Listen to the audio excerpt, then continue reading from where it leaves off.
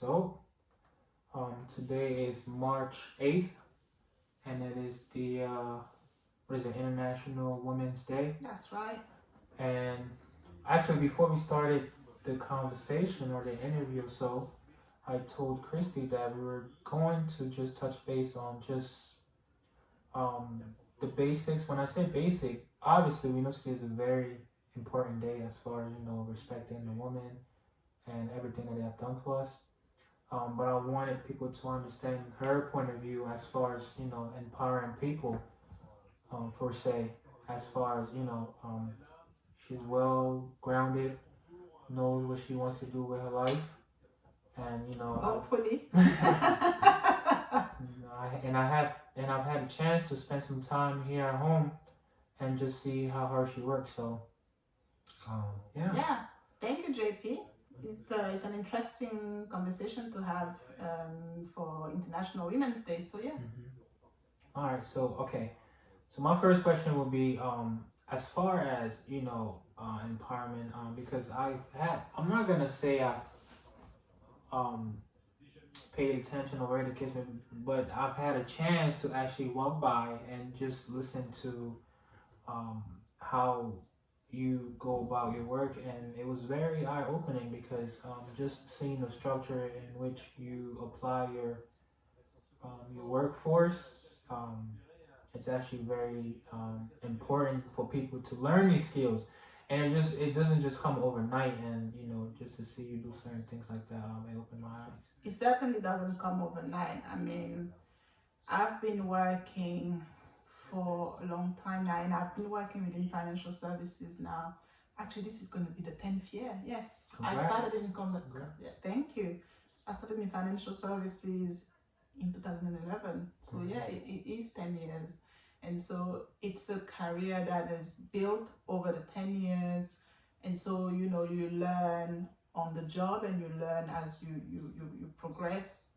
And so yeah, it's interesting to be able to look back and look how far I've come from. So yeah, it's interesting. I mean, so what would you say for the younger generation as far as the beginning part? Because as we all know, this world is not easy as far as being a lady. It's not so on the gender, but it's more about what you're looking for, and it's very hard. So what would you say for the younger generation as far as the beginning part, how to overcome the stress of knowing that you should always keep pushing, but one day, or the hard work you put in is gonna pay off? Like, what would you say as far as the woman understanding? Yeah, I mean, I was once young and wondering what I want to do or what I should be doing.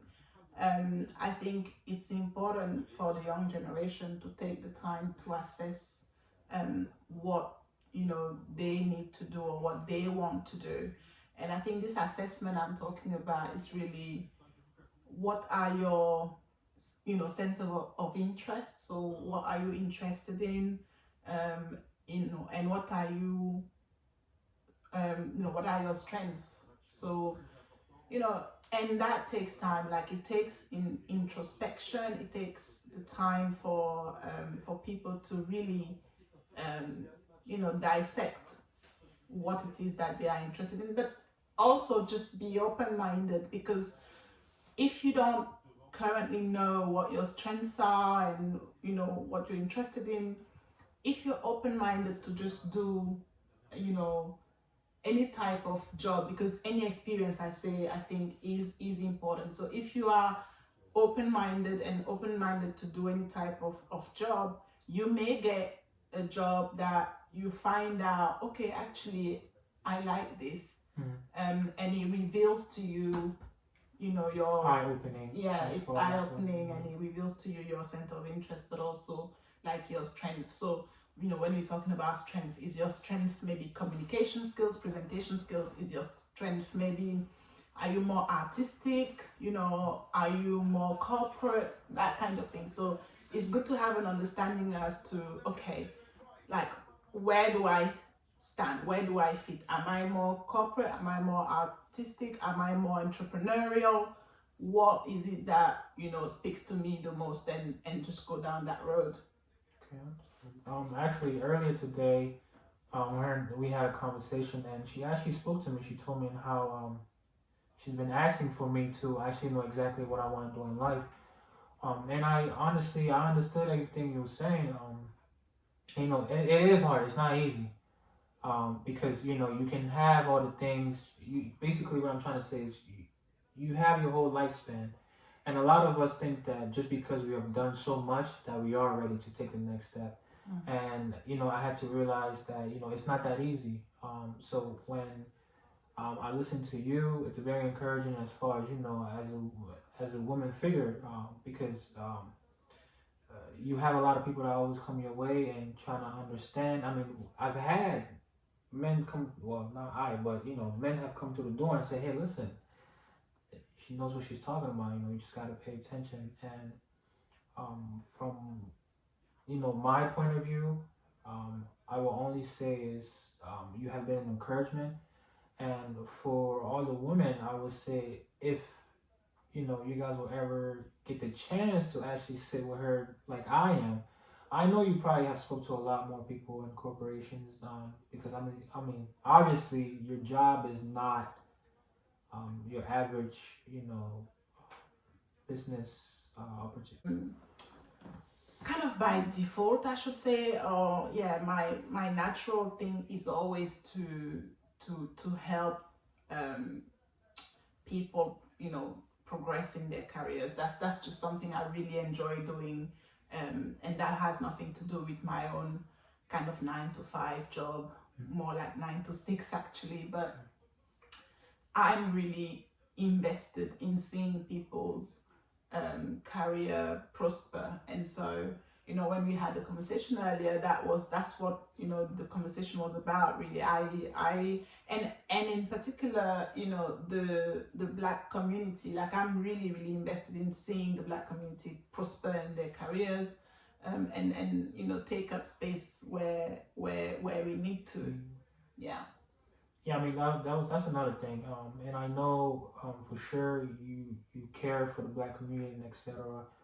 Um, and I would say it's getting a little bit harder coming from my point of view, and understanding. It's getting harder.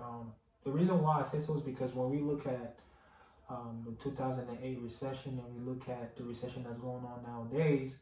See, a lot of people may not understand, but I, for some reason, feel like there is a recession because I go through my phone and I see a lot of people at home.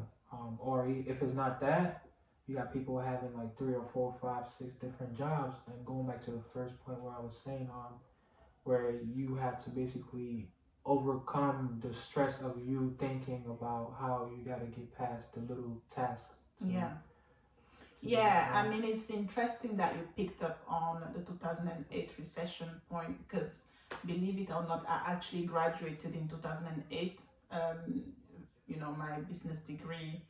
I was class of 2008 graduation, and so I've experienced both 2008, financial crisis, and this pandemic, 2019, 2020. And what I would say is this: I mean, at the time that I graduated, there was absolutely no job. There was no job, zero. So it was very, very difficult to find a job. I did not find a job until 2011. That's why I said earlier that it's been 10 years I'm in financial services. So between 2008 and 2011, I was literally just doing admin jobs, in various NHS organizations. NHS is the National Health Service here in the UK. And so I was basically with an agency, and I was temping, because I still needed to have money coming in, right? So that's what I'm going to say to the young generation right now. I mean, if you are in this situation where you are graduating this year, or you are currently unemployed, I would say just do any job that will be able to give you a paycheck, right? Just get some money in to tie you over, but don't lose sight. I think that's the important thing. Do not lose sight of where you actually want your career to go. Because when I was temping within the NHS back in 2008 to 2011, I was still applying for finance jobs, right? I was applying for finance jobs, but they were very scarce, very, very scarce. And I know the feeling because it's very discouraging. Like you are applying application after application and you never even hear back.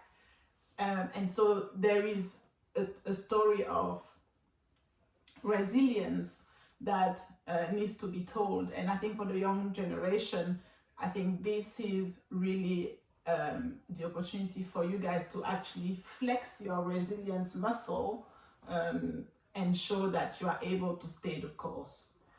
Staying the course means that, yes, you know, I do the job that I need to do to pay my bills or to kind of be independent, but I still keep my vision and I still do whatever I can to get me closer to that vision.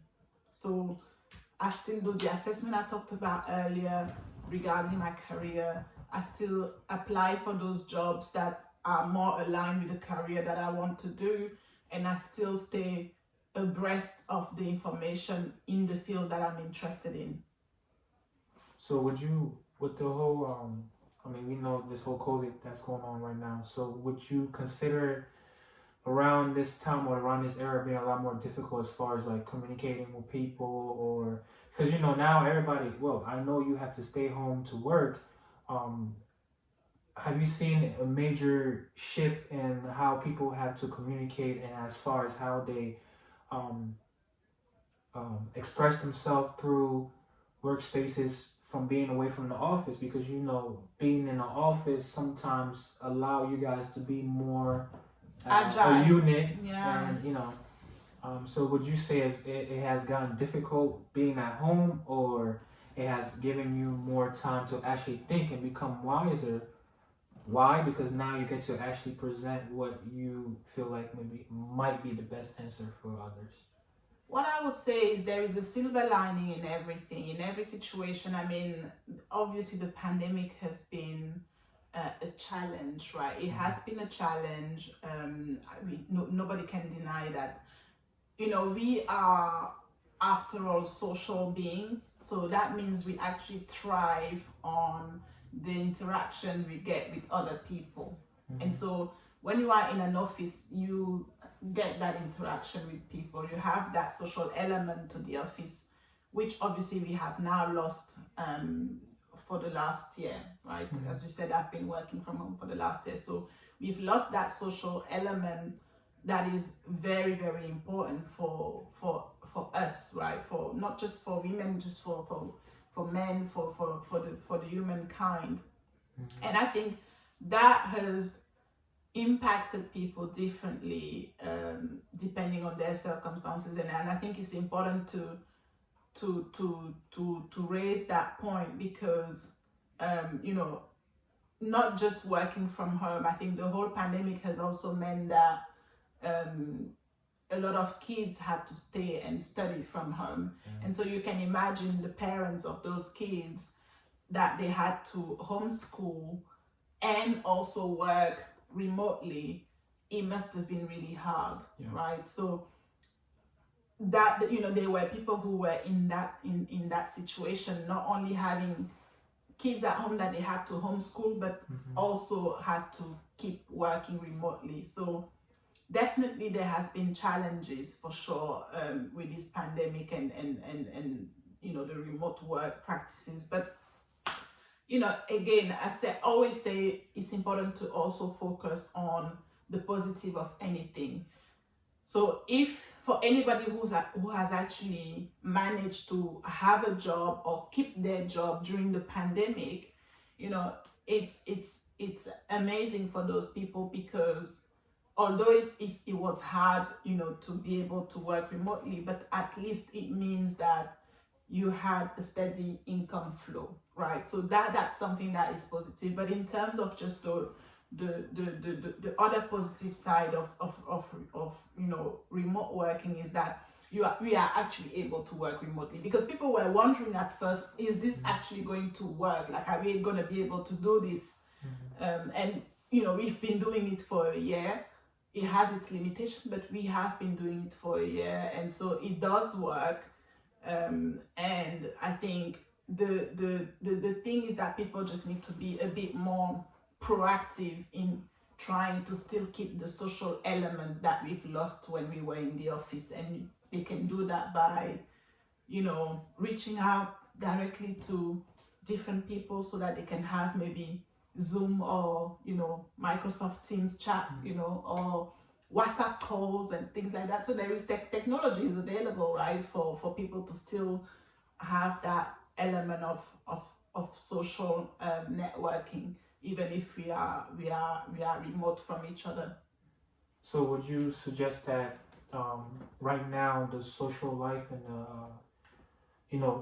being able to use online resources as far as like Zoom and WhatsApp, it's a big part of our everyday life nowadays? Or would you obviously I feel like that's the only thing we can actually communicate. So would you say that you being connected to that right now around this time is like the most important for us to do?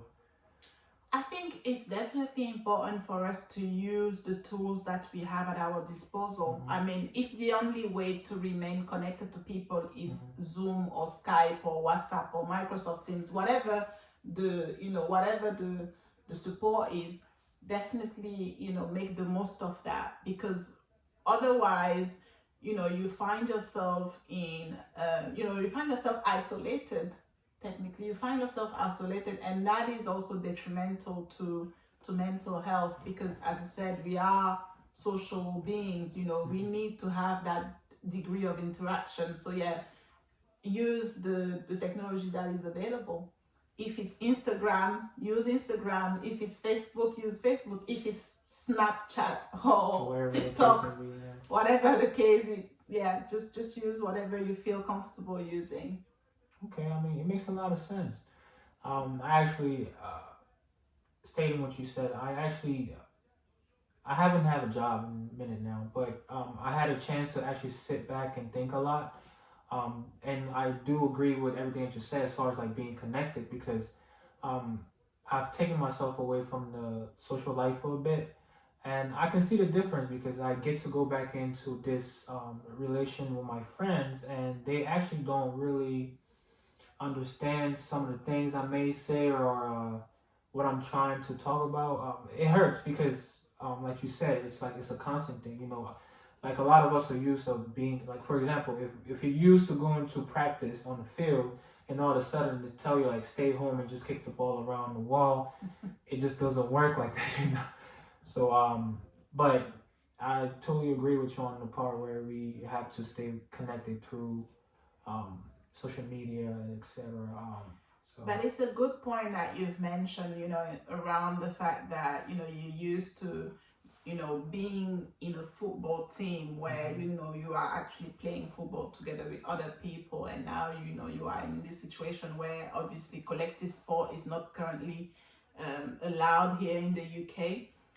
So what I will say to this is, earlier I was talking about, the fact that this time for the young people is really the time to show your resilience, right? And your adaptability as well. So the way things were always done is not necessarily the way things have to be done all the time. And so if you can show that you are adaptable and you can actually articulate that adaptability with a relevant experience and relevant example, you are able to access a lot more opportunities. And the example I want to say is that when you go and you practice on your own, for instance, you are still training your muscles, right? Although they are not being trained in the same way than if you were training with other people. At least they keep active. At least, it means that when you are back in an environment where you need to train with others, your muscles are not completely asleep, right? So they can be fired away straight away, right? And it's not going to take you as long to get to the level where you need to be when you're training again with the team. So what I will say is that this period shouldn't be used as an excuse not to develop and further yourself. There are definitely restrictions, but you need to work around the restrictions to still develop and go towards your progress, right? So it's important, and as you are going for different opportunities, if you have managed to still keep yourself relevant, that will be a great story to tell when you start networking again with different people for the different opportunities that you are interested in. So, and this is an advice that I will also give to the rest of the people listening in on this content. It's important to use this time effectively, basically. Okay. So would you say, like, once you guys, whenever the pandemic actually goes through, do you feel like when you guys go back into the office, it's going to be a greater challenge as far as like bringing the team back together? I know that you guys have been, talking through the internet and etc. But do you feel like coming back into the office in the same space and having to share thoughts through the vents might be a little difficult for you guys? I think the first thing that's going to be difficult is actually getting people back together, right? Because now that people know that they can work from home and it works, trying to get people back to the office is going to be a challenge, right? So we should definitely appreciate the fact that people may not want to come back to the office because they have now set up their life in a way that work can be done from home or remotely, right? So I think that will be the first challenge, actually bringing people back into the office. And then when we do bring people back into the office, it obviously will need to be in compliance of the new rules established at that time. So, there is the social distancing requirement that that different governments currently put in place. So first of all, trying to get the people in. Second of all, trying to respect the social distancing that requirements that governments will put out when people are actually in the office. And then the third one, obviously, is when they are in the office, hopefully they, I don't think that it will be difficult when people are back in the office to kind of communicate with each other. We haven't lost the ability to communicate with each other. I don't think it's something that we've lost. I think it's just a case of actually getting people back in the office. Okay, I understand. The only reason why I asked this question is because I actually had the luxury to stay away from people for a while. I mean, I was still in touch, but when I actually came back into the picture, I just felt like life was different. And it wasn't because we didn't get along. It wasn't because it's just we all had taken the time to sit at home and just reflect on life differently. Because before this whole pandemic happened, you saw them every day. Life was okay. But when you actually get to sit at home, you guys are still going over the agenda of which is being given from the corporation. Like, hey, listen, this is your position. But, life is different for everybody now because you sit at home, you get off from work, like, oh man, you know what? But you have a little more ease as far as thinking about what's important to you.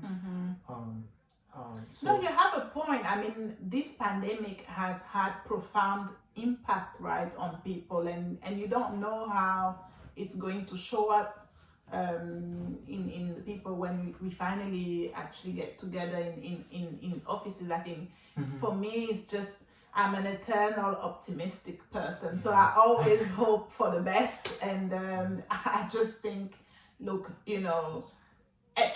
but it's true, because actually the other thing that we probably need to think about is the fact that there are a lot of people that have been recruited during the pandemic, and that means that they have actually never been in the office with the other colleagues, right? So when we finally meet them in the office, they will be total strangers to people. Like, to most of the people, right? So it'll be like intern basically. Yes, so it will be an interesting Sight to see. sight to see. Yeah.